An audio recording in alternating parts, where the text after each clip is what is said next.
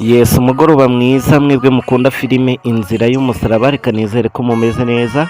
Harabura amasaha makeya ngo twumve akana Yezu karira nk'uko mubyita. Mbifurije rero kuza kuryoherwa na Noheli no kugira Noheli nziza, kuba yizihiza. Filime Inzira y'umusaraba irakomeje.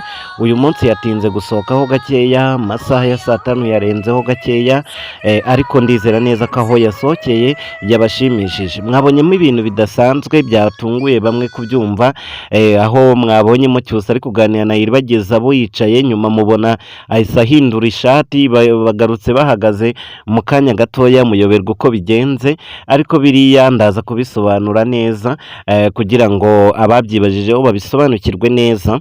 Ni ukuvuga ngo hari igihe mukina filime mwicaye nk'ahantu mu gisambu, ni urugero runaka muri kino gihe cy'imvura, noneho mwakina wenda tuvuge mwari mugeze hagati muganira, imvura igahita igwa. Icyo gihe rero muhita mwanura ibikoresho, n'abandi nibakinira mu mvura bikaba ngombwa ko bahaguruka hantu, kandi byanze bikunze ako gaseni bari bwatahe gakinwe, bikaba ngombwa rero ko bazagaruka undi munsi bakajya hahandi. Ubwo rero hari n'igihe bisaba ko umuntu agarura ya myenda, hariya wenda nicyo kintu batibutse kugarura ya myenda, ariko nyine niko biba byagenze, nta zindi mpinduka ziba zabayeho n'izo ngizo. Bakunze ba filime Inzira y'umusaraba rero, ibintu biri kugenda biryoha, biri kugenda bisobanuka.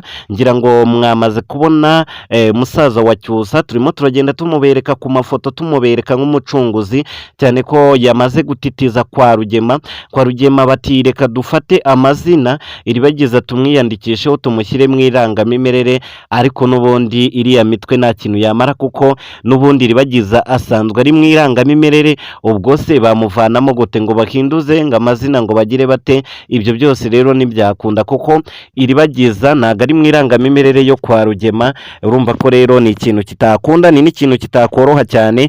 Ikindi, kwa Rugema nubwo bari muri iyi mipango yabo, ntabwo bazi yuko musaza wa Iribagiza abizi neza ko uriya ari Iribagiza, ntabwo bazi neza ko amakuru y'ibyo bakora byose uyu musaza wa Iribagiza yamaze kuyamenya. Byanze bikunze uyu musaza wa Iribagiza azaza aje kubarimbura, azaje aje kubarangiza, ariko azazira mu gihe cya nyacyo. Twabonyemo Cyusa rero ari gusaba Iribagiza ya gahunda. Nababwiye ko muri iki cyumweru tugiye kwihutisha bya bintu byose byari biteye amatsiko, bya bindi mwajyaga mwibazaho mwese mukavuga muti ibi bizarangira gute, filime izarangira gute, izagira ibice bingahe. Filime tugiye kuyihutisha muri iyi minsi mikuru, ku buryo nta episode tuzajya dusiga cyangwa se dushyiraho idafite igisobanuro kiganisha ku iherezo ry'iyi filime. Rero niyo mpamvu turi kwihutisha bino bintu. Musaza wa Iribagiza byanze bikunze vuba aha cyangwa ejo, abantu mushaka kumubona ni mwebwe mugomba kutubwira igihe mushakira ko yagaragara muri episode cyangwa se muri filime Inzira y'umusaraba. Igihe muzavuga ko mumushaka, muvuga ati noneho hano arakenewe cyangwa se birakwiriye kaza, icyo gihe nicyo gihe tuzahita tuzanira musaza wa Iribagiza muri filime. Ariko murumva ko azaza aje kurangiza imbogamizi zose zari ziri muri runo rugo, ndetse aje no gutabara Iribagiza. Abantu mwese rero mwishimire ko byibuze Iribagiza afite umuntu ukomeye kandi wo mu muryango. Buri umuntu koko bino nabyo bibaho, nk'umuntu akaza agatsemba umuryango wose akaba azi ngo yarawurangije, ariko hari undi w'intwari uri ahandi, uwo ngo akaza akamuhagama neza bigahita birangira. Ubwo rero ibi ngibi ni ibintu bisanzwe binabaho akenshi.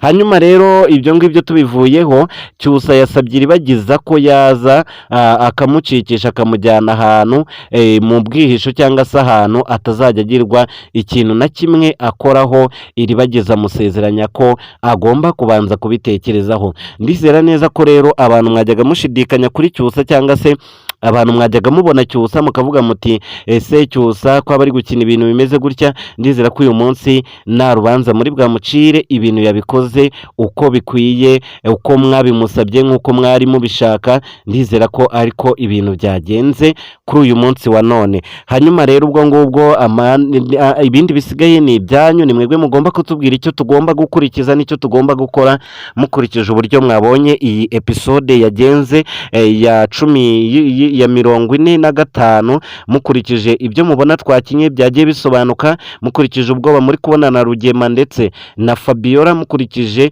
ibyo bavuze byose, ese musaza wa Iribagiza mushaka kumubona muri episode ya kangahe? Mujye muri comment munyandikire aho mwumva yaziramo bitewe n'ibyo mwumva mutegereje kubona byagiye ku mugaragaro cyangwa se byasobanutse.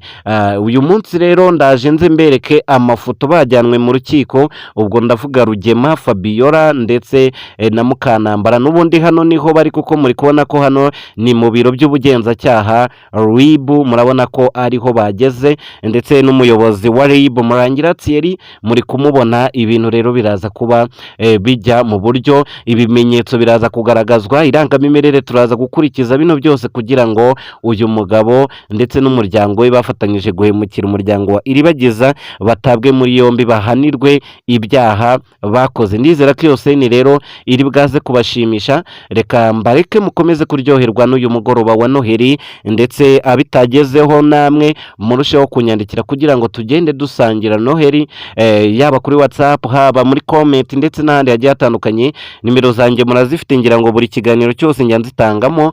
Umugoroba mwiza kuri mwebwe.